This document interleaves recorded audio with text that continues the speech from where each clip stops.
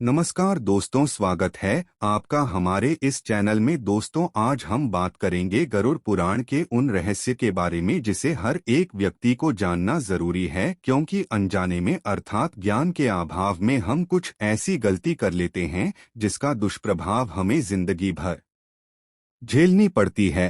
और एक गलती के कारण हमें जिंदगी भर दुखों को झेलना पड़ता है। तो प्रिय दर्शकों, मैं पहले ही बता दूं कि आप इस वीडियो को बीच में छोड़कर जाने की गलती न करें, क्योंकि स्वयं भगवान श्री कृष्ण कहते हैं कि किसी भी व्यक्ति को गरुड़ पुराण की कथा को बीच में नहीं छोड़ना चाहिए, क्योंकि आधा अधूरा ज्ञान मनुष्य के बर्बादी का कारण बन सकता है। आपसे विनती है कि इस कथा को अंत तक अवश्य देखें। साथ ही कमेंट में जय गुरुदेव जरूर लिखें। तो दोस्तों, चलिए जानते अपने गुरुजी से गरुड़ पुराण के इस रहस्य के बारे में। मित्रों, सबसे पहले हम बात करते हैं कि आखिर महिलाओं को शमशान घाट क्यों नहीं जानी चाहिए। दोस्तों, वीडियो के अंत में हम आपको गरुड़ पुराण के एक ऐसे रहस्य के बारे में बताएंगे जिसे आपने शायद पहले कभी नहीं सुना होगा, जिसे जानकर आपके होश उड़ जाएंगे। तो चलिए शुरुआत करते हैं। मित्रों, हिंदू धर्म में 16 संस्कार होते हैं, जिसमें व्यक्ति की मृत्यु के होने के बाद अंतिम संस्कार यानी 16 संस्कार की क्रियाएं की जाती हैं। हिंदुओं में मृत्यु के पश्चात अंतिम यात्रा निकाली जाती है। इसके बाद दाह संस्कार किया जाता है। मृत व्यक्ति की शव यात्रा और अंतिम संस्कार में परिवार के सभी पुरुष शामिल होते हैं।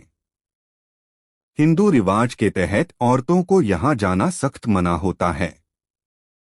बहुत कम लोग ही जानते हैं कि औरतों को अंतिम संस्कार में क्यों शामिल नहीं किया जाता है। माना जाता है कि बुरी प्रेत आत्माएं सबसे पहले औरतों को ही अपना निशाना बनाती हैं।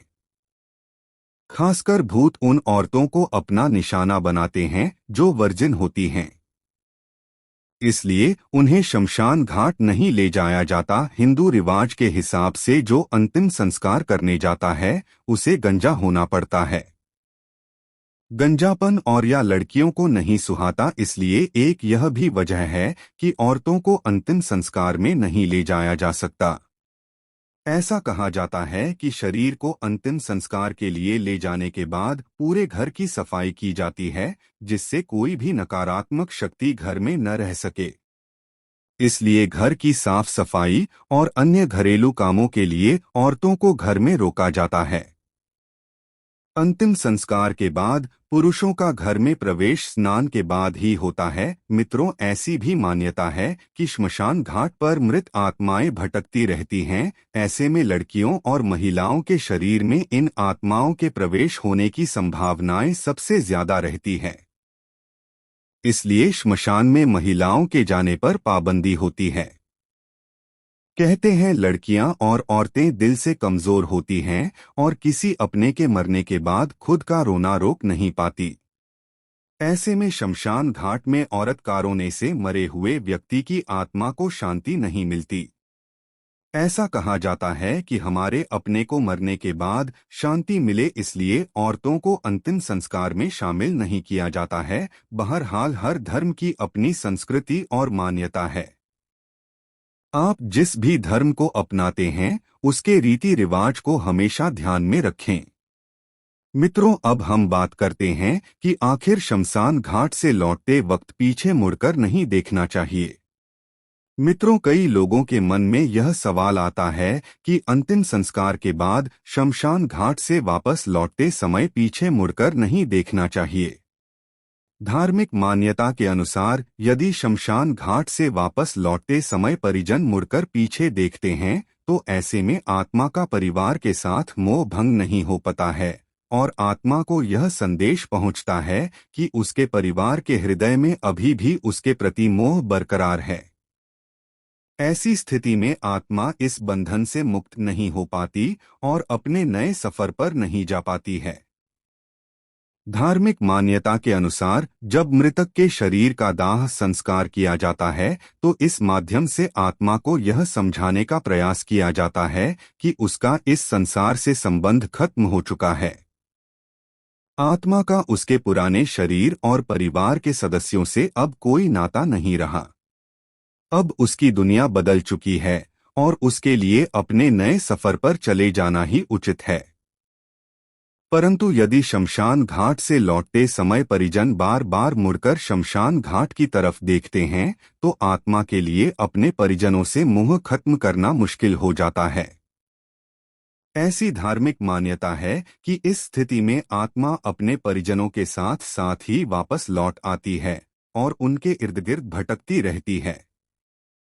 मित्रों, साधारण भाषा में हम यह कह सकते हैं कि मृत्यु के पश्चात आत्मा की मुक्ति के लिए उसका उसके परिजनों के साथ जुड़े मोह के बंधन को तोड़ना आवश्यक होता है। इसीलिए अंतिम संस्कार के बाद पीछे मुड़कर न देखने का नियम बनाया गया है।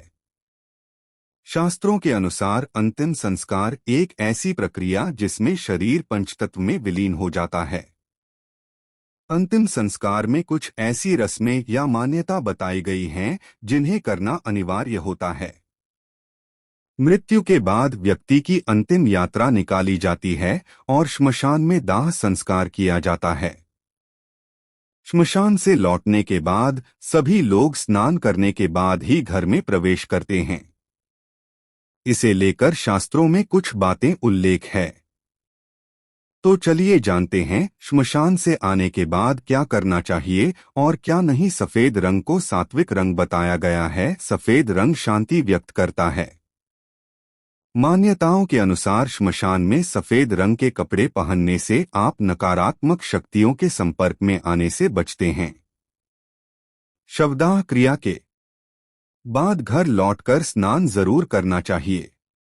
मान्यता है कि श्मशान में कई तरह की नकारात्मक ऊर्जा रहती है, इसलिए घर लौटकर स्नान जरूर करें। साथ ही अपने कपड़े धुल दें। इसके बाद आप पूरे घर में गंगाजल छिड़के।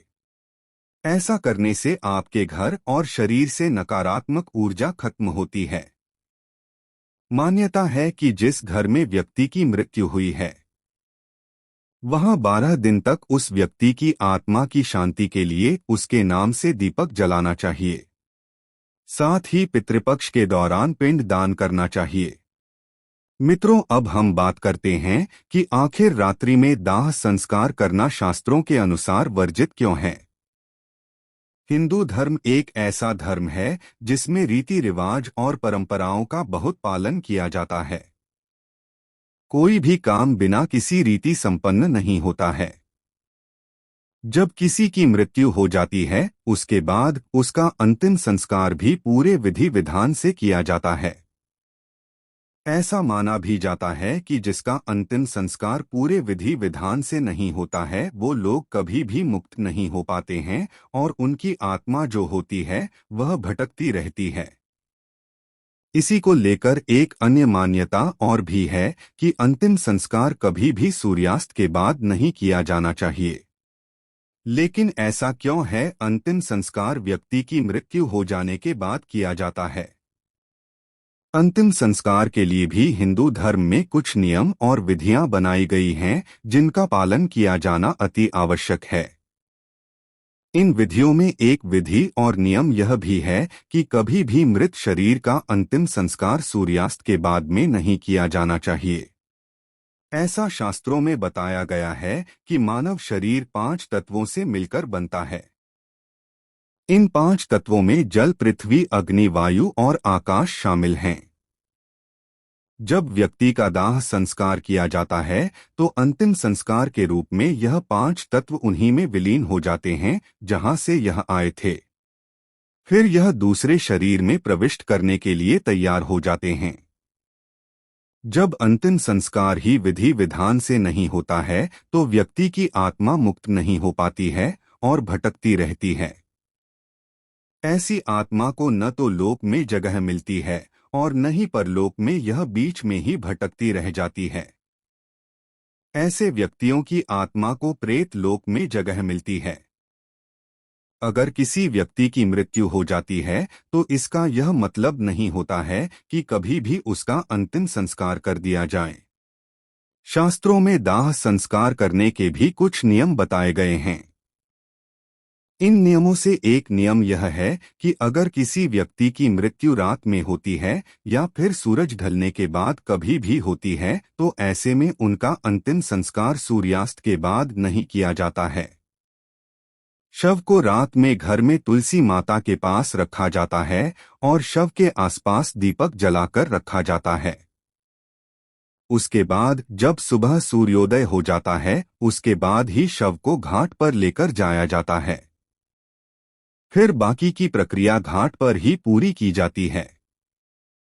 अगर सूर्यास्त हो जाने के बाद शव का दाह संस्कार किया जाता है तो ऐसा करना शास्त्र के विरुद्ध माना जाता है। इसके साथ ही अगर किसी व्यक्ति का देहांत दिन में सूरज रहते ही हो जाता है तो भी उसका अंतिम संस्कार सूर्यास्त के पहले ही किया जाना चाहिए। सूर्य ढल जाने के बाद अंतिम संस्कार नहीं किया जाता है। सूर्यास्त के बाद कभी भी अंतिम संस्कार इसलिए नहीं किया जाता है क्योंकि अगर सूर्य के ढलने के बाद अंतिम संस्कार किया जाता है तो दोष लग जाता है। जब दोष लग जाता है उसके बाद मृत व्यक्ति को मृत्यु लोक में जाकर कष्टों का सामना करना पड़ता है। इसके साथ ही जब व्यक्ति को अगला जन्म मिलता है तो उसके शरीर में कोई न कोई दोष उत्पन्न हो जाता है। इसको लेकर एक और मान्यता है कि जब सूर्य ढल जाता है तो उसके बाद स्वर्ग के द्वार बंद हो जाते हैं और नरक के द्वार खुल जाते हैं। रात का समय ऐसा होता है जब आसुरी शक्तियों का ज्यादा प्रबलता मिली होती है। ये शक्तियां मुक्ति के मार्ग में बाधा उत्पन्न कर देती हैं। ऐसे में जब मृत आत्मा को मुक्ति नहीं मिल पाती है तो वह भटकती रहती है।